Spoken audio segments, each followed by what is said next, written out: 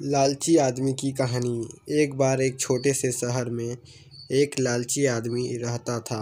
वह बहुत ही धनी था, लेकिन इसके बावजूद भी उसकी लालच का कोई अंत नहीं था। उसे सोना और कीमती वस्तुएं काफ़ी प्रिय थी, लेकिन एक बात ज़रूरी थी कि वह अपनी बेटी को किसी भी चीज़ से ज़्यादा प्यार करता था। एक दिन उसे एक परी दिखाई दी।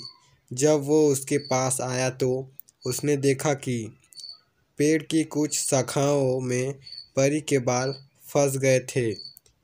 उसने उसकी मदद की और परी उन शाखाओं से आज़ाद हो गई।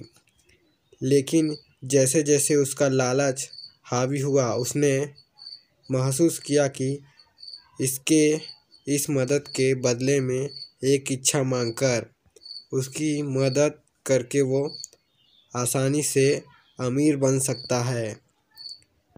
ये सुनकर परी ने उसे एक इच्छा की पूर्ति करने का मौका भी दिया। ऐसे में उस लालची आदमी ने कहा कि जो कुछ मैं छूऊं वह सब सोना हो जाए। बदले में ये इच्छा को भी उस परी ने पूरी कर दी थी। जब उसकी इच्छा पूर्ण हो गई तब वो लालची आदमी अपनी पत्नी और बेटी को अपनी इच्छा के बारे में बताने के लिए घर भागा। उसने हर समय पत्थर और कंकड़ को छूते हुए और उन्हें सोने में परिवर्तित होते देखा, जिसे देखकर वो बहुत ही खुश भी हुआ। घर पहुंचते ही उसकी बेटी उसका अभिवादन करने के लिए दौड़ी।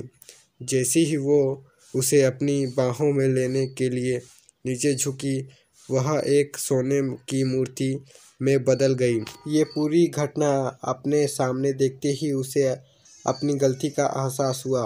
वो काफ़ी ज़ोरों से रोने लगा और अपनी बेटी को वापस लाने की कोशिश करने लगा। उसने परी को खोजने की काफ़ी कोशिश करी, लेकिन वो उसे कहीं पर भी नहीं मिली।